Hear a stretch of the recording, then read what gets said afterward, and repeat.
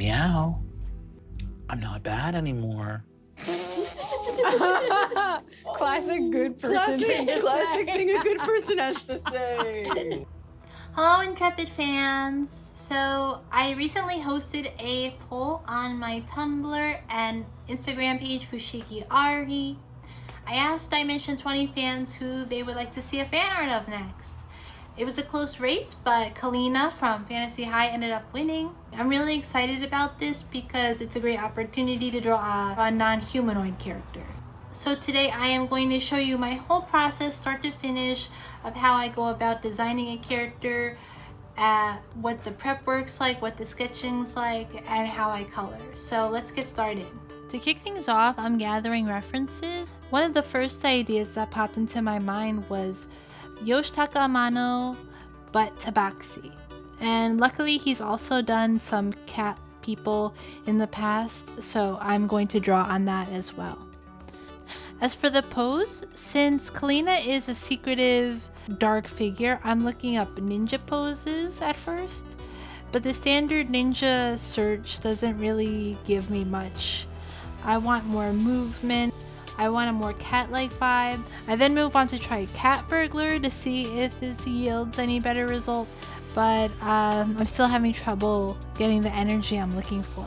I often go back while doing these fan arts to check out some scenes with the characters so I can get a refresher on what kind of character they are and what kind of colors and movements evoke that character. So I actually end up doing that and going back to who Kalina is for a bit to try to hone in what kind of pose I should go with. I think the most iconic Kalina moment for me was when she first appeared to Riz, almost as like a night terror. If you have a more iconic scene from Kalina, then please drop it in the comments so we could give a watch.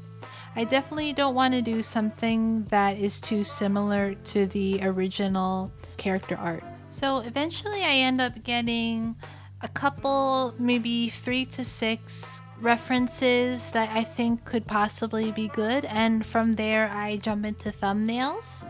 I don't spend a lot of time on these.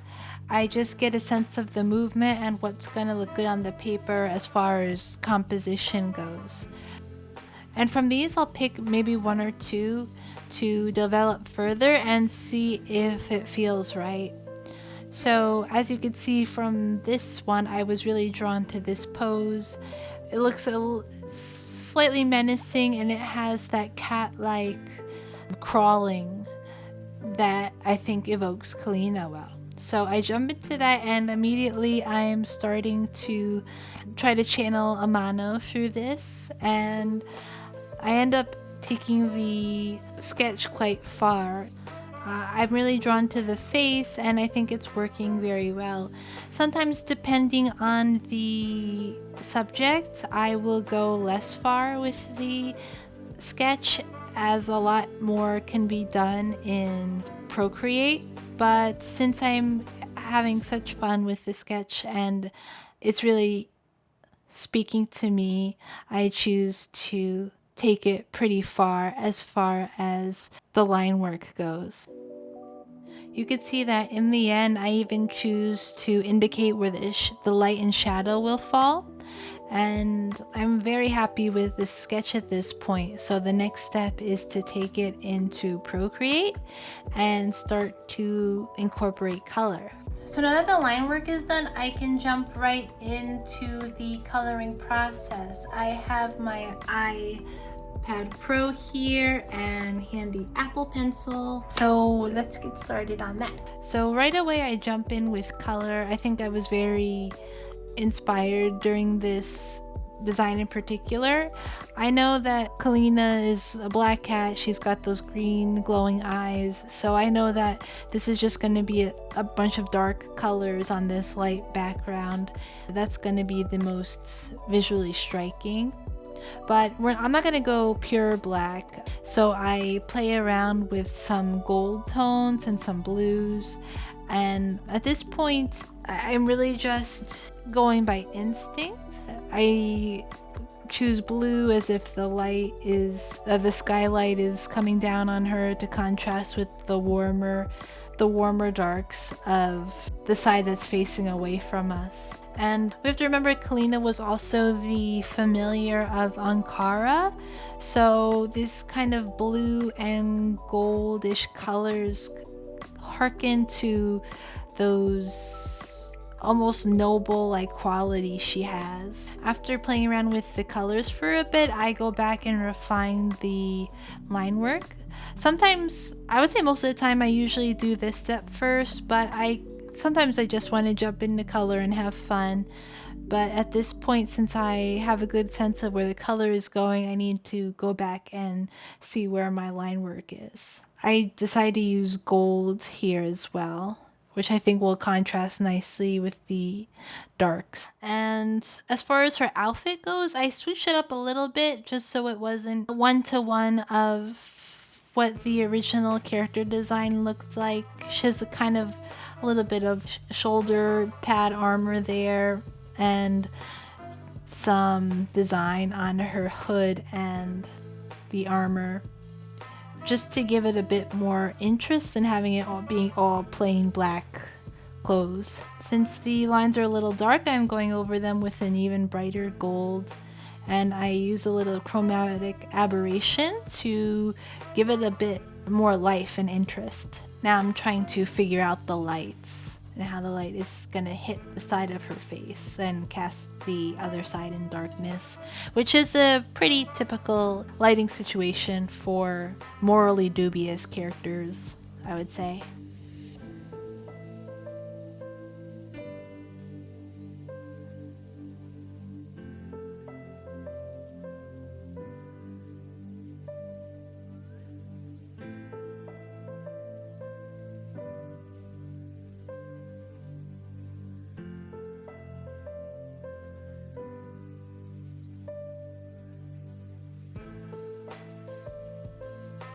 You can see me add some red here.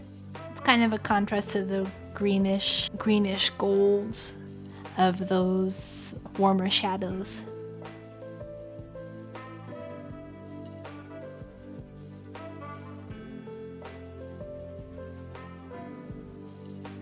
For this artwork, I'm primarily using watercolor brushes by Max Pack. They're absolutely fantastic, and recently I've been using those brushes almost exclusively. They have a lot of different textures to play with and give digital art the kind of almost unexpected happy accidents quality that traditional media does. And you can play around with the brushes on Procreate to, for example, give your brushstrokes variation in hues and saturation and darkness.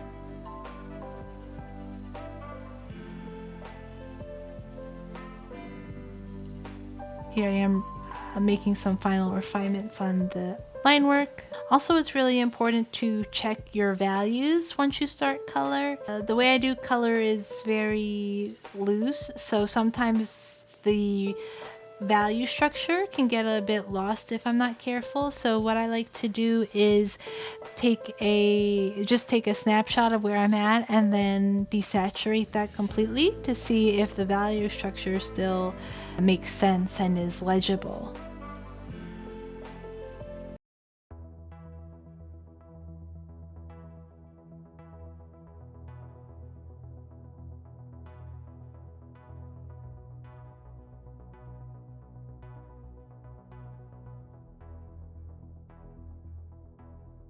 So thank you so much for joining me during this process today.